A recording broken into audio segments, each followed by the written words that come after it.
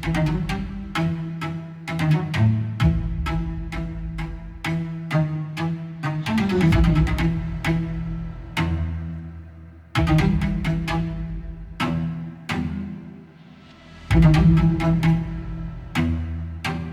you know who's sitting behind you? You've got families from across the nation whose children are either severely harmed or gone. But the courtroom's closed. Every American abused by all the companies in front of me. I think the time for all of this immunity is done.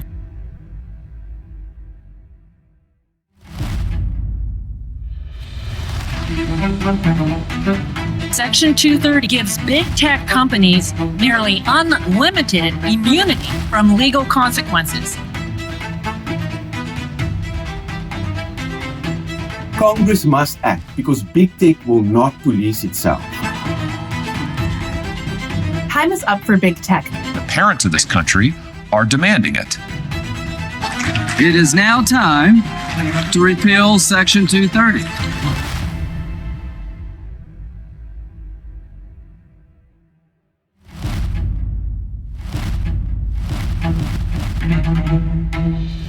I'm here because there's a law right now, a federal law, that protects big tech and not our children. Removing Section 230 immunity, it doesn't mean that the First Amendment doesn't apply to those platforms and they suddenly have to remove all the content. There still would have to be somebody who's injured. She was carrying.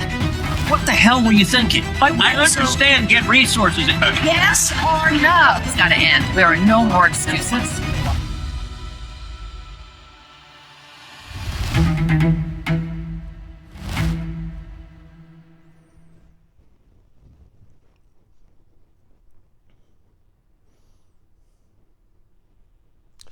Wow, that was powerful.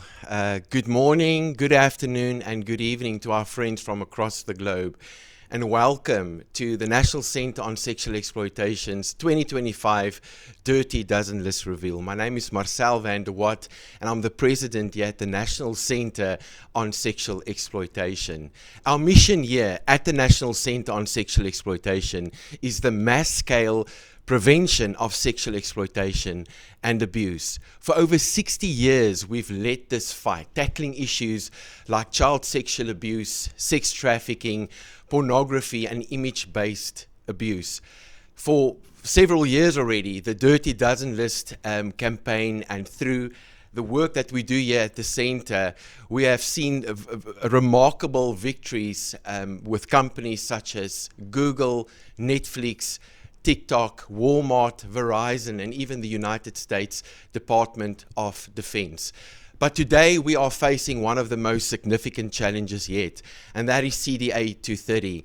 And as you've seen, CDA 230 is literally occupying every place on this year's Dirty Dozen list. And today we'll hear how all of these issues are being unpacked, and knowing also that victory is close, and repealing Section 230 is no longer a question of if, but when. So without further ado, I'm going to invite my amazing colleagues, Haley McNamara, Senior Vice President of Strategic Initiatives, and Dr. Eleanor Gaitan, VP of Public Policy. Thank you. Today's briefing should be powerful. We're going to start by hearing from a mother whose family was turned upside down because of online criminality. Jane Doe will lead us off in a recorded video, and then two panels. The law panel will talk about this law past and future, and the impact panel will talk about the negative consequences of a Section 230 internet. So make sure to leave your comments and ask questions in the chat or wherever you are watching this. Time permitting, we will try to answer some of those questions during our panels. Marcel mentioned already the unique fact about this year's Dirty Dozen list is that instead of 12 companies, we are featuring 12 survivor stories, people who were shut out of courtrooms as a result of Section 230. So please go to dirtydozenlist.com where you can read about their cases in full. Today we are hearing from Jane Doe, a mother whose son was tragically exploited online. She has been anonymized in order to protect her child's privacy in their ongoing legal case. Please play the interview. Jane Doe, we are so grateful for you joining us today to share how Section 230 has directly had an impact on your family in the wake of, unfortunately, an already traumatizing series of events. For those who aren't familiar with your case, could you share about what your family has experienced? Yes, thank you, Haley, for having me today. One night, I was told that my 13-year-old suicidal. This was devastating for us. I rushed into his room to find out that he had been threatened and coerced into creating pornographic images with another friend. The boys were threatened that if they didn't continue to keep producing the images, that they would be released online into his community, which they were. My son hasn't been the same since that day. The worst nightmare came true. A compilation of videos were placed on line, and they were released on Twitter. The company's now called X. When I realized this, we immediately reached out to Twitter. We went through their platform and asked them to remove these videos, and then on multiple occasions, we filled out multiple forms.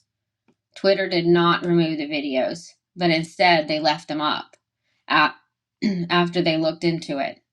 Twitter asked for my son's ID, and then they verified his Florida ID and knew that he was underage. Twitter then emailed us back and said that they had reviewed the illegal videos, but they knew his age, and they still refused to remove the video. It was left up for 9 days. Every single day was just more traumatizing, us trying to figure out how we were going to get these down. Every single time that the video was shared and viewed was just an additional re-victimization for my son and us. We reached out for help. It was only through the grace of God that I was able to find a federal agent who was able to then force Twitter to take down the illegal images. We filed a lawsuit against Twitter for benefiting from sex trafficking and knowingly possessing child pornography. They didn't take it down, so they knew about it. Our case was dismissed because of Section 230. So obviously, before this case, you probably had never even heard of Section 230 of the Communications Decency Act. How do you feel now about that law and how it's impacted your family? Yes, we had never heard of it. I didn't know anything about this. So the everyday parent, just working and being in your family life, are not familiar with all of these things. So yes, now I'm familiar with it, but to become aware that there's such an act that has created a space online where big tech companies are not made by law, really, or to have to take down images of child abuse material, child pornography videos or images, is. I think most families don't even realize that this stuff is happening, and that I think when I do explain, not telling our story, but trying to advocate for trafficking, people are blown away that this is even allowed and that it's happening. I mean, it's mind blowing that this protection is there. And I don't think it was ever intended I don't think that act was placed there with this intention, of course, but this has been the result of it. And a lot of families are hurting, have been hurt, are affected by this, and that we can't seek any type of justice due to it. What message would you like to send to lawmakers? I would just like to ask that they come alongside us, that they come alongside communities, and that I'm sure that each and many of them have children and grandchildren, and that this could happen to their children. I'd like for them to take into consideration to help us the way to fight for us the way that they would fight for their own children and grandchildren, that this can happen to any family. This can happen to any family. That's Jane Doe's message. How did we get here? How is it possible that child pornography, which is a severe federal crime, is rampant on the internet, and it's very hard to get it down once it's up there, and it's very hard to hold these platforms liable? We got to go to lawyers. So we're going to start with our first panel. Professor Mary Graw-Leary is professor of law at Catholic University of America. Laura Marquez Garrett is senior attorney at the Social Media Victims Law Center based in Washington State. Lisa Haba is a partner at the Haba Law Firm in Florida, and Kristen Price is senior legal counsel at the National Center on Sexual Exploitation, my colleague. Lisa Haba, some people argue that we need Section 230 to prevent frivolous lawsuits. Do you think that's a valid concern? So I do not think that's a valid concern. I actually think conflating Section 230 and frivolous lawsuits is a bit of a red herring. And when you compare the two, really, I think the point that you have to look at is what is the intent behind each law? There's a rule in the federal civil procedure called Rule 11. Most lawyers are pretty familiar with it, that allows for sanctions to be imposed against anybody who has filed a frivolous lawsuit or has filed a frivolous motion or put something before the court that lacks merit. There is a mechanism built into law for every single case that goes before a federal court to make sure that those matters are not frivolous. Completely separate apart from that, we have the matter of CDA 230. And the intent behind CDA 230 was that we wanted to have a free and open internet. When it was codified back in the 90s, the whole point was to allow a very coming up business. The internet was not what it is today. It's not the Goliath that it is today. At the time, it was just beginning. And at that time, they wanted to make sure the internet was allowed to let speech flourish, to allow commerce to flourish. And as a result, they wanted to make sure that platforms weren't going to be held accountable for what third parties might do on their platforms without their knowledge. Yes. Granted, this was before social media existed. But CDA 230, the point is to make sure that a platform is not being held accountable for third parties' conduct. What that has turned into, though, through over 20 years of case law interpretation, and as we've gone down almost a rabbit hole of interpretations to where we find ourselves now, platforms are blatantly engaging in criminal conduct, and they're being given a pass for it. And so if we were to move forward in this day and age, we need to live in the modern world where our laws have caught up with the modern day society and the internet. Thank you so much, Lisa. Let's go back to Mary. Mary, what I asked was whether or not Section 230 is still serving its original purpose and how it's been misinterpreted by the courts.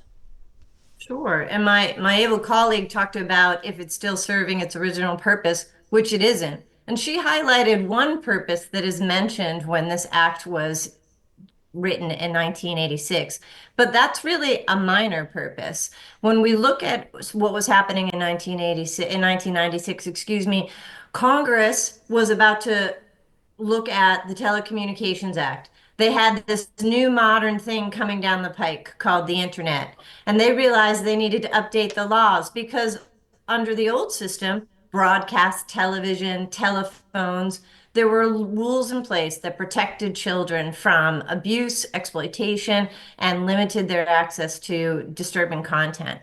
And Congress, in its wisdom, said with this new thing, cable television being among the things they considered new, they said, gosh, this could be really bad for children. So they wrote the Communications Decency Act. And we often refer to Section 230 just as Section 230. I think we should all get used to saying the whole sentence because that reminds us what Congress wanted to do. It's Section 230 of the Communications Decency Act. And if you look at the text of that act, it is very clear what its main purpose is. This emerged out of a landscape of trying to protect children. Congress saw the threat and took actions in order to protect children. And this particular provision is the title of Section 230 of the Communications Decency Act is the blocking and screening of offensive material. It was designed to promote limited protection for Good Samaritan platforms. So to my colleague, Ms. Haba's point, a platform should have the protection from civil liability to remove things from its platform. That's what it sought. And the text of the statute is quite clear. Congress explicitly says it wants to enforce criminal prosecution and it wants to enforce a vigorous protection of children. That was the purpose. And the way we got here, as Ms. Haba laid out for us, is both inside courtrooms and outside courtrooms, an intentional campaign from the tech industry to distort that statute into a broad immunity. And Laura, I would love to hear from you this legal landscape that has been laid out for us. How does this impact the incentives of online platforms today? Sure. So, excuse me. So, Social Media Victims Law Center, we filed our first lawsuit in January of 2022. We identified dozens of dangerous and defective product features and essentially begged big tech to make their products safer, specific changes they could make quickly, and they still haven't. In fact, in October 2023, a federal court asked these companies what duty do they have to adolescents using their platforms to design those platforms in a safe way. Their answer was, and I quote, "That duty does not exist under the law," right? So that's how these companies are still using Section 230. So here we are, more than 3 years later, the most dangerous product features are still in play and children are still dying. In fact, we are a 6-attorney firm out of Seattle, Washington. More recently, we've been retained on behalf of 94 children ages 10 to 21 who died in 2023, 2024, and even 2025 alone. So yes, we have more pieces of the puzzle than when litigation started, but that should be viewed in light of the fact that we are fighting with every odd stacked against us, right? Every legal issue takes months to navigate, and we have maybe one attorney and one expert for every couple dozen on their side. Now, fortunately, we have something they don't, which is a reason to never give up, no matter how long it takes. But even with all of that, we might be able to get to trial before the end of 2026. Meanwhile, every month these companies delay, they're making millions. Every year, billions and thousands of more American kids are harmed. More government and consumer speech is censored, and these companies keep telling courts there's nothing anyone can do to stop them. These companies are ignoring the stuff that we raised the red flags about 3 years ago because safer products mean less money. And I'd like to give an example. Imagine an automotive industry with no safety standards and no testing requirements. And each time a car explodes, the deceased consumer's family not only has to prove the precise part was defective, but also disprove every other possible theory the car company can dream up to blame someone else. We would have manufacturers cutting corners, no safety testing, no safety features, and they'd be making a lot more money, right? Because that's how it works. So essentially, these companies, this is what they've done with 230, except their products didn't exist when 230 was enacted. They got in through the back door by just telling us what they weren't doing, like not telling us what they were doing. So the last point I'd make is we are making progress in litigation, but it shouldn't be this hard. Until Congress and the courts fix what's broken, we are going to be constantly struggling just to scrape the surface of what these companies are doing to kids and what they could be doing to make their products safer by design. What about, I offer this maybe first to Kristen Price, but then to all of you.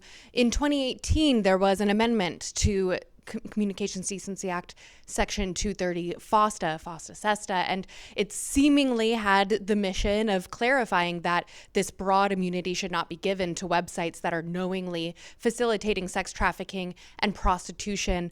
Did that fix the issue enough, or why does more needs to be done? No, Kristen, we can start with you, but then open it up to others as well. No, the short answer is that it didn't fix things. FOSTA did clarify that Section 230 immunity doesn't extend to websites that are sued for sex trafficking. And just on background, the federal sex trafficking statute covers both direct perpetrator liability and what's called beneficiary liability. So for civil lawsuits, this means a company can be liable if they knowingly benefit from what they ought to know is sex trafficking. But judges, unfortunately, have consistently interpreted the language in FOSTA to require even more than that from plaintiffs, to show specifically that the website's conduct meets a heightened criminal standard.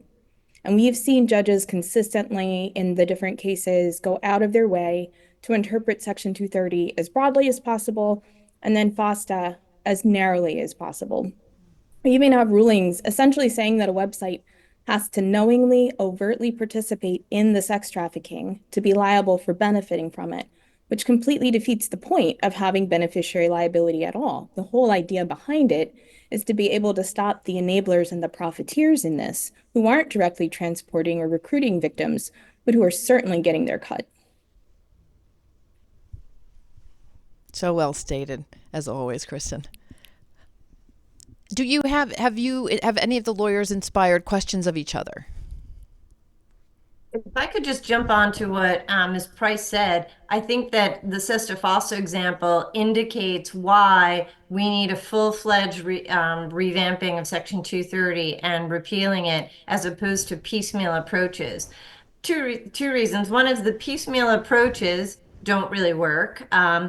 Sesta Fossa is a good piece of legislation, actually, and it should be used more. But to Ms. Price's point, this demonstrates what tech does, what all of my colleagues have said on this panel.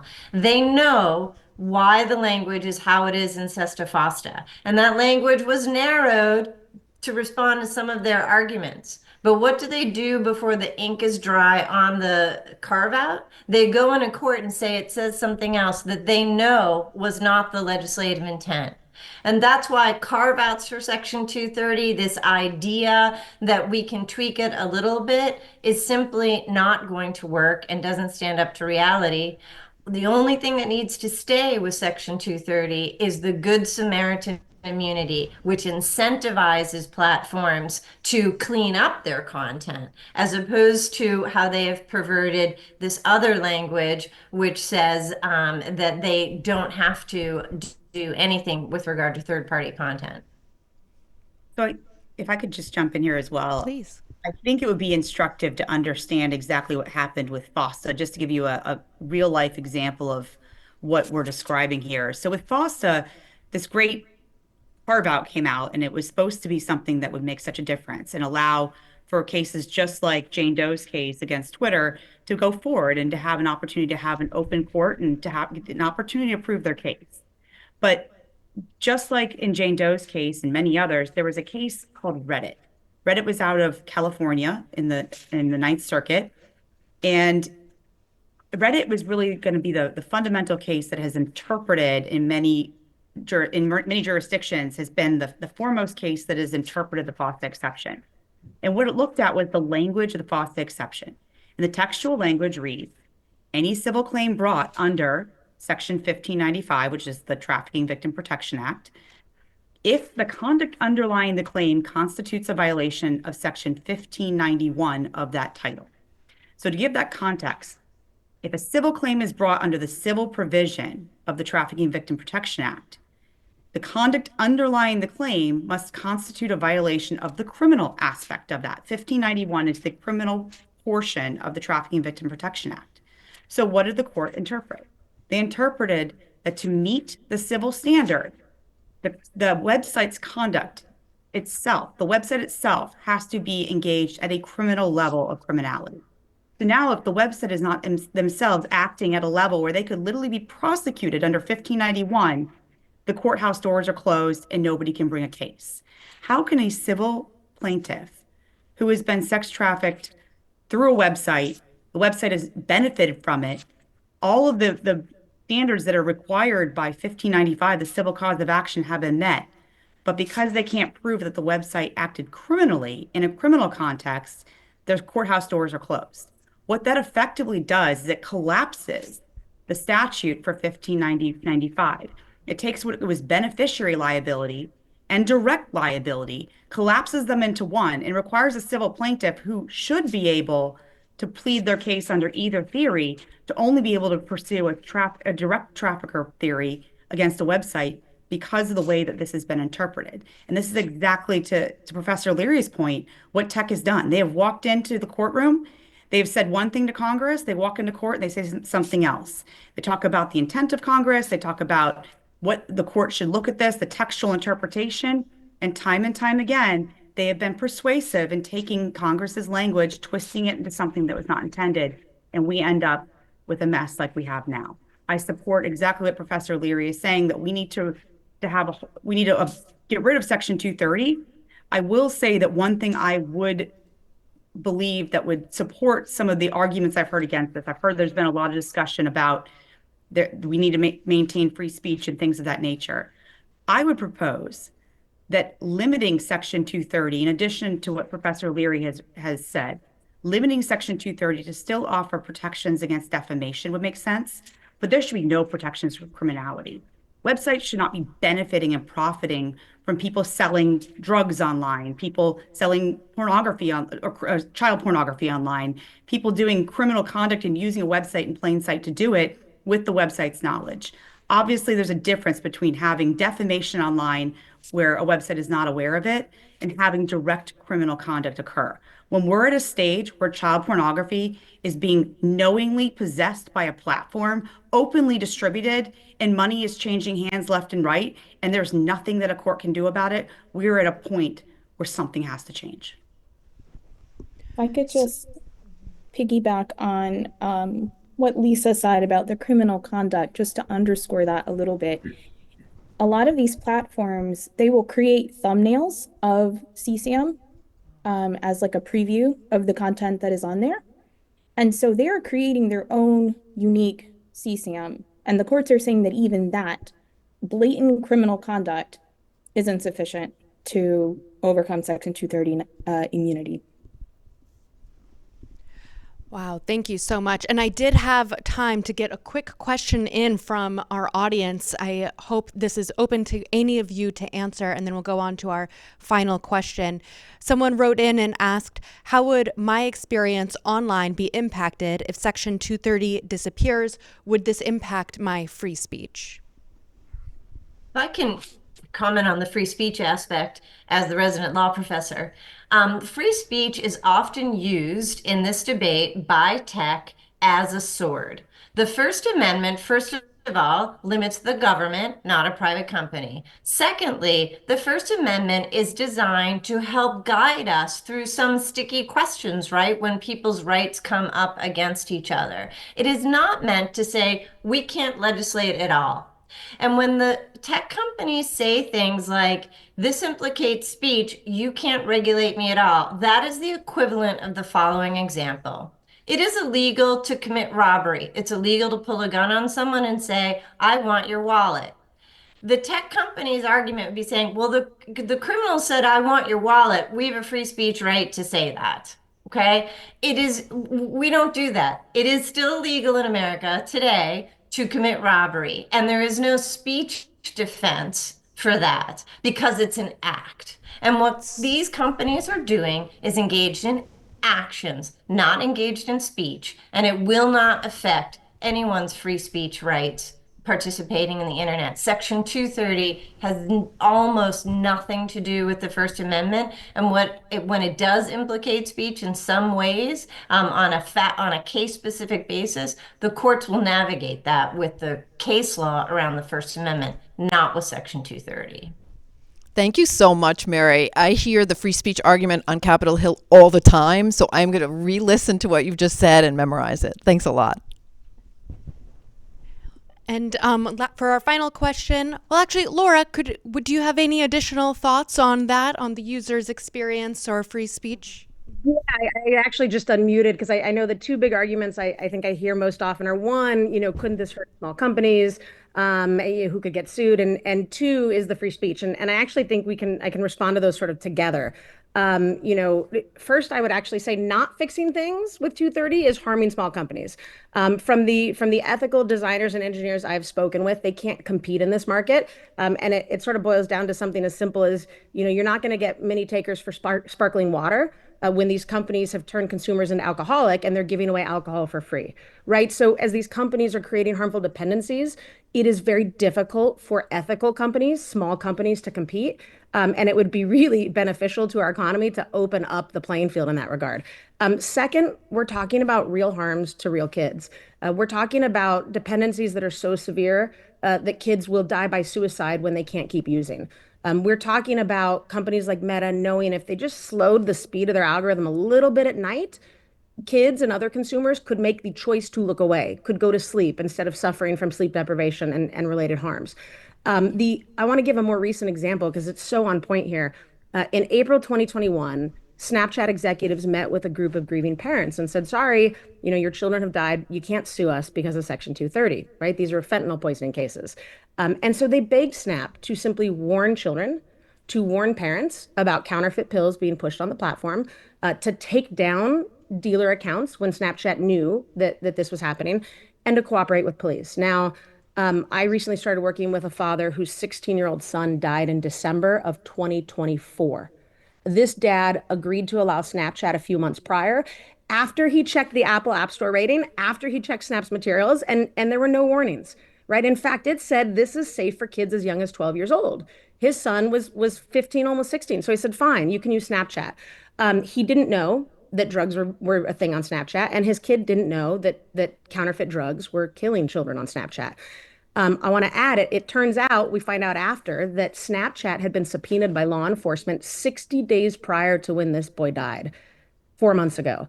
It didn't respond at first, and then it didn't provide instructions. So now you've got a 30, 45 delay for law enforcement. But even after Snap provided police with the evidence of drug dealing through this same account, it didn't close the account, right? So this is one example of thousands. It has nothing to do with free speech. And I guess at the end of the day, when it comes to the small companies, the last point I'd make is, if a small or mid-sized car company was out there selling cars with exploding parts, would the size of the company matter? Right? You don't get to sell cars that explode because you want to make more money, no matter how big or small a company you are. If your cars don't explode, people don't sue you. And that goes back to one of the very first points that was made about Rule 11. We have a legal system. People don't just sue for fun, typically. If they do, they get sanctioned. Our legal system is set up to ensure that frivolous lawsuits don't go anywhere. But I will say from firsthand experience, our system does not function at all when meritorious lawsuits are being blocked at the courthouse steps. Wow, thank you. That's a powerful image, the idea of, the exploding car parts. It doesn't matter the size of the company. We have to hold them accountable. And even the example you gave as well of these drugs being sold and that being a known person, a known account. If that was happening on the streets, that person would have been apprehended. And the fact that it's just allowed to freely flow on the internet is just such a travesty. Thank you so much for everything that your law center does on those matters. And just for time, I'll direct our last question for the panel over to Kristen Price. Kristen, what is the path forward? Is change to Section 230 of the Communications Decency Act possible? Haley, I echo what the others have said. Section 230 needs to be repealed. I think repeal is appropriate because big tech doesn't deserve reform at this point. They've tried to avoid even the most basic accountability, despite being in an excellent position to make their products safer. And by excellent position, I mean extremely rich and therefore well able to absorb the cost of fixing this. So I think they absolutely need the message from us that we're done negotiating with them. Relatedly, big tech actively undermines attempted reform, as Professor Leary pointed out. They've had a seat at the table when it comes to policy making, and they can and they do neuter legislation with language that undercuts the proposed reforms. They also run search engines, and they allow misinformation about reform bills to dominate search results. And even getting a reform past big tech is only the first step. As we were just discussing with FOSTA, laws still have to be interpreted, and judges consistently interpret Section 230 so broadly. Just to give a quick example, in one of our cases against Xvideos, Pornhub's rival, the judge, because we made the argument that tags and categories and the thumbnails that Xvideos was creating and altering were part of them essentially developing the content and contributing to the illegality. The judge said all of these features, including their suggested searches, even when they suggest the term toddler, all of this is neutral and all of this is immune under Section 230. So this is why repeal is the best option. There's nothing to negotiate or interpret. Repealing Section 230 wouldn't make any website automatically liable for anything. It would just remove the immunity and end the special treatment so that they can be sued like any other company for the damage that their product or service is causing, returning the risk of doing business to the entities best suited to absorb it. I do think repealing Section 230 will certainly be difficult, but I do hope also that what everyone takes from this conversation today is that it's a fight well worth having. Brava, Christine. Kristen, thank you so much. Very, very well put.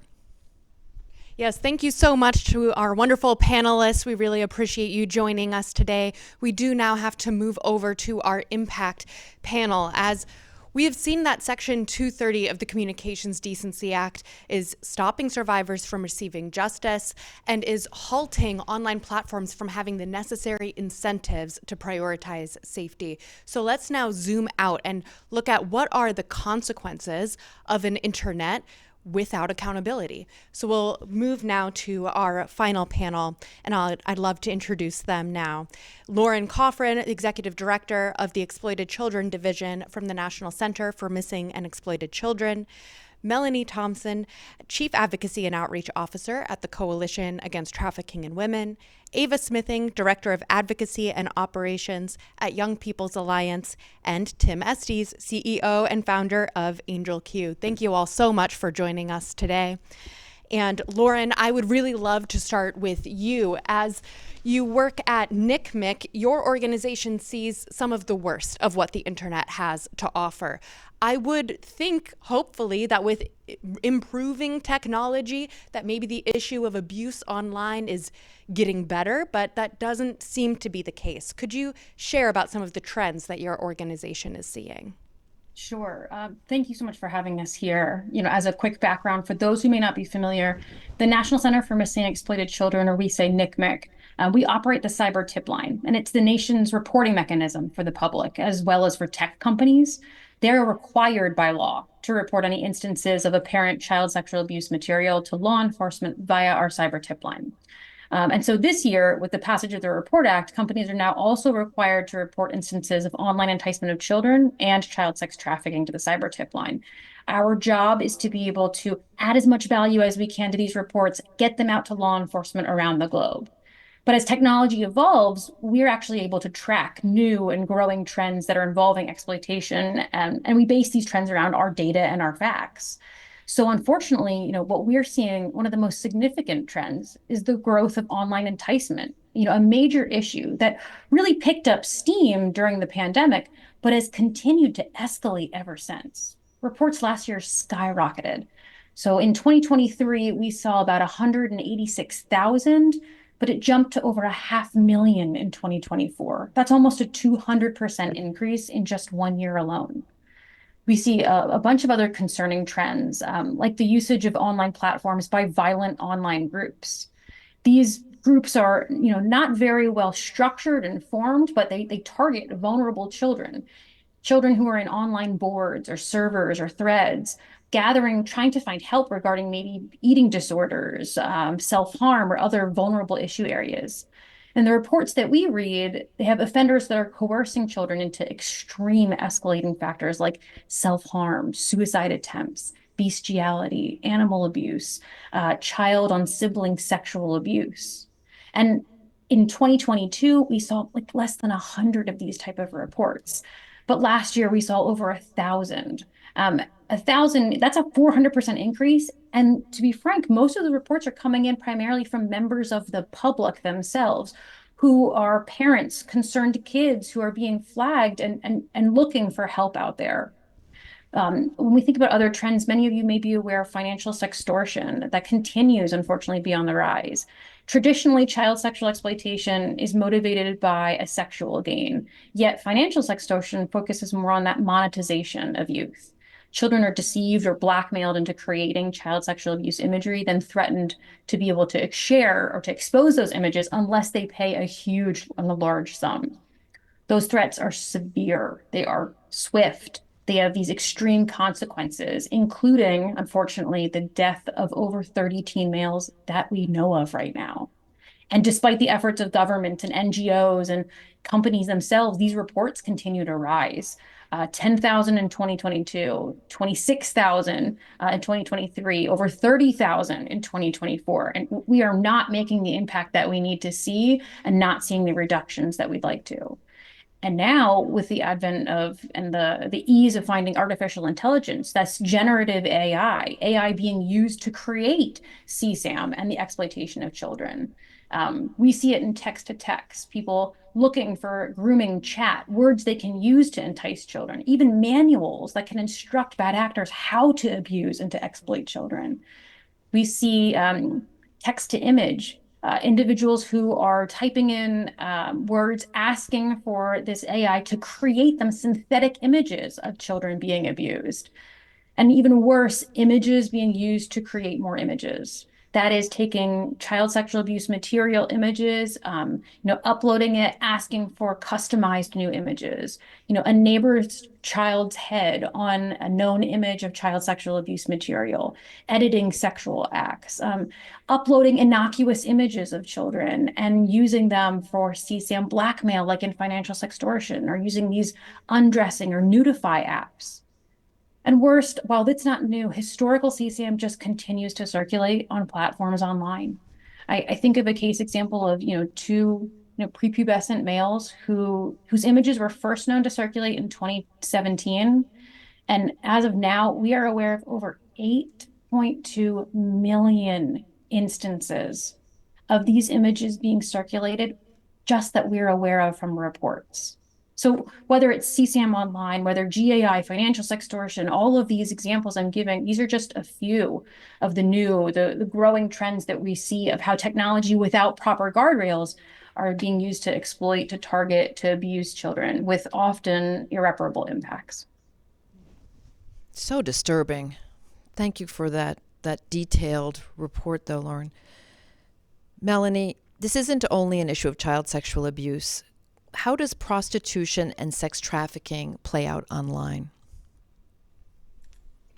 Yeah, thank you, Eleanor. And you're absolutely right. It's not, right? The internet and tech platforms have continuously exacerbated sex trafficking and online exploitation. And we've seen this heightened increase during COVID and even beyond. And one of the most dangerous facts about these platforms is that it can be used to target both the victims and the perpetrators. So I'll give an example of this. In our most recent federal human trafficking report of 2023, over 59% of sex traffickers use the internet to solicit sex buyers. So they were putting out these ads and trying to entice, if you will, sex buyers to come so that they can continue to sell, unfortunately, their victims to them there. But on the other side of this coin, in the same report, they also found that 60% of sex trafficking victims were also recruited online. And of course, when it comes to statistics, these are just the numbers of reported cases that they could find, right? And we know when it comes to sex trafficking and online exploitation, many survivors and victims go under the radar, unfortunately. We also know that the top 3 social media platforms that were used for these recruiting tactics were Snapchat, Facebook, and Instagram. And of course, there's many others that are a little bit smaller scale, but still very much contributing to this problem. In 2018, there was another study of 260 survivors who were domestically trafficked as minors. And out of that number, over 75% reported being advertised online and on these social media platforms. And as my colleague was just saying, these numbers continue to increase. And these are just the reported numbers that we can tangibly get facts and information on. I can speak, from my own personal experience. As a sex trafficking survivor, I was also sold online. And this was some years ago. And what I'm seeing is that although we're making small changes in strides, the trends remain the same.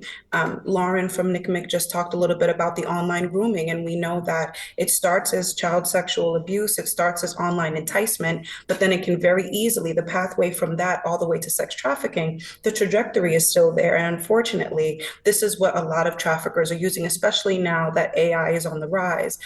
Things like deep fakes and all of the other, so on and so forth. What we see is that these traffickers are becoming more innovative as tech is becoming more innovative. And unfortunately, I think we all on this call can agree that 230 needs to be repealed and that tech companies are not doing enough to actually put some things in place to stop this problem.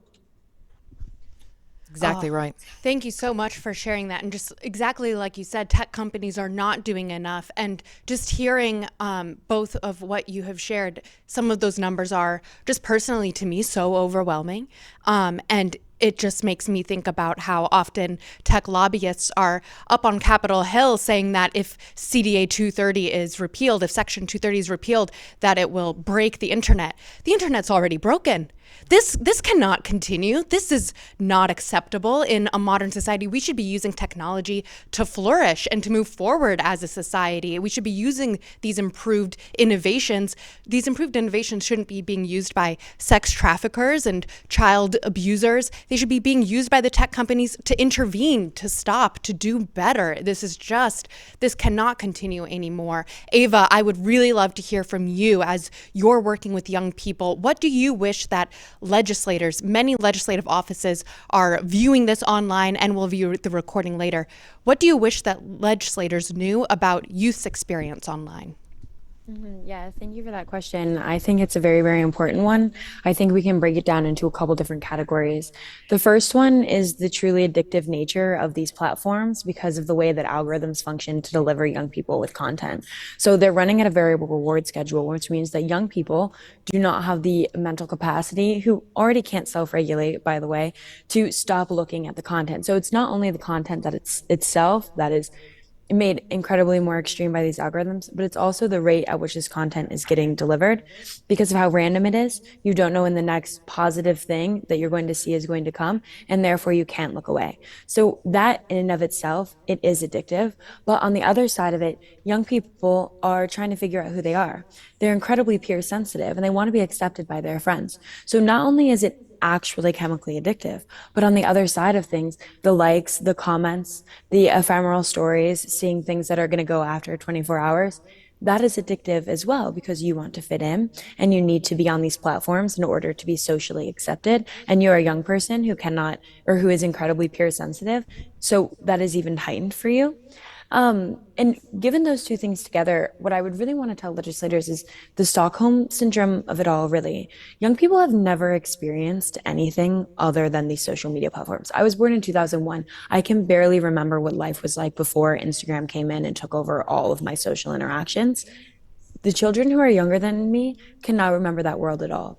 So for them, this connectivity that Instagram is promising, this community that these social media platforms like Snapchat are promising, that is real to them. That is tangible and it's all they know, so they can't expect more. On top of that, the information that they're getting from reading online, they feel as if they're learning so much because these videos are teaching them, but they do not know that they can learn in ways outside of that, that there's a whole world to explore outside of that. So the issue with a law like Section 230 is it's preventing a lot of lawsuits from going forward. And the discovery that we would get from those lawsuits would be an incredibly critical vault of information that would allow young people to understand the harms that they're going through are not self-inflicted and that they are the fault of big tech companies. If we could move these lawsuits forward and learn more about the harms that young people are suffering online, that information would be incredibly empowering for young people to then be able to advocate for themselves because it would help them understand that it's not their fault. If you shield tech companies from liability, they will look as if they're not liable even to their victims, right? If we keep saying and blowing smoke or throwing fuel on this fire that tech companies have no liability at all with Section 230, young people will believe that tech companies are not liable for the harms that they are facing. Very interesting. Tim, you're a technologist. You've been an insider. And so I look to you to ask you, what could these companies be doing better and why aren't they doing these things already? Well, I did want to pick up on something that Haley just said a little minute ago, which is, the claim that these changes, won't break the internet. Well, they won't break the internet, but they'll break their internet, the one they've made fortunes from, the ones that have cost millions of kids' health and lives. That's the internet they don't want to break because that is their net worth. And so to make this concrete, we had a lot of really good high-level discussion and also some great information imparted from the earlier panelists. I want to drill into one specific episode. So last year at the Senate Judiciary hearings, which had 5 of the top tech CEOs justify and rationalize their lack of efforts to protect children, besides the empty apologies and the fake affected empathy, there was a massive deception that was perpetrated. So during one section of that hearing, Senator Cruz confronted Mark Zuckerberg with evidence that Instagram would show warnings when users search for and try to retrieve potential child sexual abuse materials. When asked how they could design a warning that would allow users to bypass the warning and look at that material, Mark Zuckerberg rationalized that design choice by saying, "Oh, we could be wrong." Well, that was effectively a lie. The technologies existed and been proven since 2019 and beyond that can identify CSAM with 99% accuracy or greater. One study even pegged the technology at 99.9% accurate. Hashing-based approaches are nearly 100% like Thorn's Safer product, which Instagram doesn't use, by the way, though they know all about it. Even fuzzy probabilistic matching for harder cases like videos is often 95% accurate. So Mark wants us to believe that they are somehow defending freedom by facilitating felonies, facilitating child abuse 99% of the time, rather than put a basic review process into place when these techniques flag content. A simple presume to protect versus a presume to engage bias would have literally stopped the harm to millions of children in this country for the last decade. But because of how Section 230 has been implemented and how it's been interpreted in the courts and weaponized by the lawyers for these firms, they have essentially been allowed to be criminally complicit and negligent. And these feckless leaders have shamelessly misrepresented the truth to the American people over and over again to protect their digital narcotics business, which is what it is. I think Ava made a great point. What she described essentially is how a digital narcotic functions using a combination of technology design and social pressures that are understood by psychologists who work for these companies, who engineered these things to drive engagement so that instead of spending a healthy amount of time online, like an hour or two, getting all you need, normalizing the behavior of spending 8 hours online by teenagers, which is the weirdest contortion of childhood we could have imagined in the internet. So I think that the time has come for us to essentially, say, as has been said earlier, it's time for that protection to be ripped away because they've abused the protection to facilitate criminal action to the scale of millions of events. Okay? If a normal human being kept this stuff on their servers, on their personal computer, the FBI could come and raid their house and take them to jail. But somehow a multi-hundred-billion-dollar corporation can keep this stuff on their servers and have the tech to know about 99.9% of it and not have any liability and have their own team members flag that this is going on and it get escalated to the leadership of these companies and then shoot down and veto the very approaches that would have protected the harms.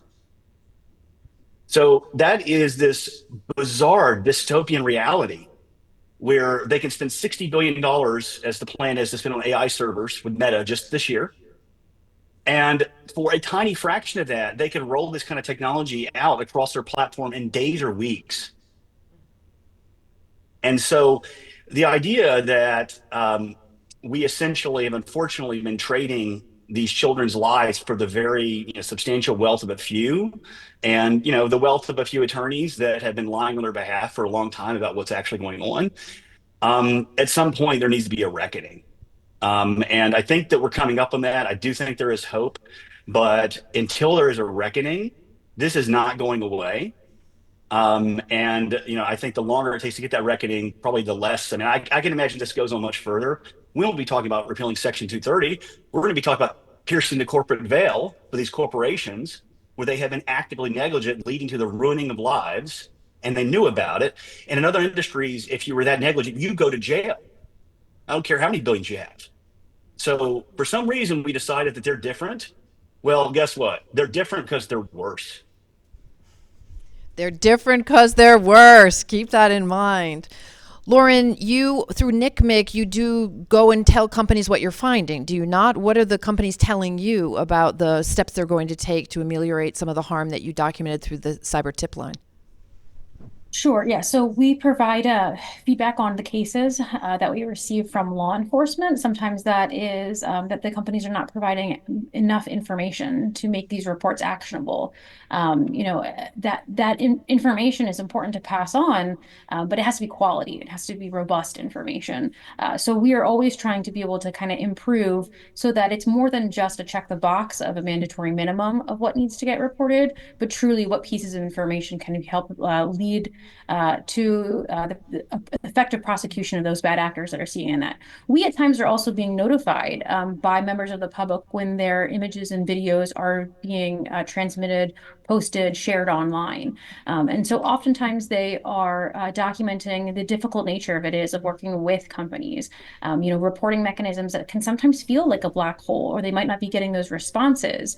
And when we hear that time and time again. So really, the National Center has certain aspects and pipelines that we can kind of use to be able to help expedite those, to make notices to the companies, hopefully for that takedown. Yet it also should not require, a national organization like ours to be that conduit. We would hope that the average American experience that just as easily as it is to be able to post, it would be as easy to be able to get that content and get those images taken down. And unfortunately, that's just not the case as it exists right now. So there's certainly still a lot of challenges to the reporting process, to how we see companies responding, making these kinds of reports, and ways to be able to kind of improve the active steps, some that are required by law and some that are also voluntary as well. Well, as we're coming up to our close, it's been mentioned a couple of times this hearing that happened last year in January with the CEOs, and how really nothing has happened in a substantial way since then towards accountability, other than in 2024, at least $51 million were spent by big tech to lobby on Capitol Hill.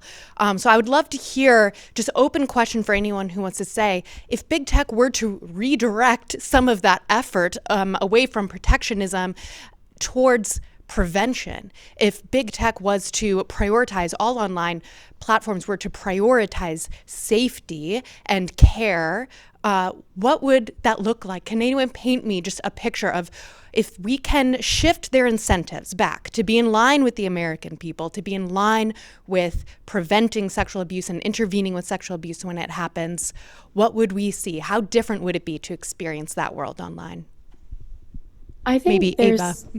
Yeah, I was going to say, I think there's a really clear and crisp example of what that would look like in the state attorney general lawsuit filed against Meta. I'm sure many of us have heard about Project Daisy, this idea that Meta tested on their own. What would happen if we were to default like counts off for young people because we know these make them participate in what is called like negative appearance comparison, right? They're comparing themselves to other people and saying, if this person gets more likes than me, then it's because they're better, people like them more. And Meta found that if they turned like counts off by default, young people, their well-being skyrocketed. They felt so much better about themselves on these platforms. However, they decided not to implement this change because it would impact their bottom line by 1%. So this question that you ask is really interesting to me, because I don't even think this future is far off. All we have to do is look through these court filings and see all of the things that Meta chose not to implement, that Snapchat chose not to implement because it would impact their bottom line. And that's the future we could live in. We could live in a world where, say, we don't have like counts. We could live in a world where young people's follower lists are private by default to protect them from exploitation. All of these things that they have been sitting on and waiting and wanting to do, but will not do because they know it will impact their bottom line. They exist out there. We don't even have to get that as much as I would love to get that creative about it, we don't even have to go that far. Thank you so much, Ava. I think those are perfect words to end on, that this future where people can flourish online is actually not that far away, and we can achieve it. Thank you so much to our amazing panel. To close out, I would love to hand it back to our colleagues Marcel Vanderwatt and Kristen Price to close. Great. Thank you, Haley and Eleanor, and just everybody on the panel. There was just so many things that stuck out. Just briefly, I was just thinking about something that Tim said. It's been about 13 years ago when many of us was in the room when Mark Zuckerberg turned around and apologized to the parents. And to Tim's words, you know, there needs to be a reckoning, and until then, things are just going to continue. And something that Professor Leary said is that a piecemeal approach is just simply not going to work. Radical change needs to happen right now. Yeah. This impunity will not last forever. Together, I believe we can build a world, a new, a different, and better world where accountability is part of big tech's reality. With determination and with hope, we believe that such a world is possible, and we thank you for joining us today.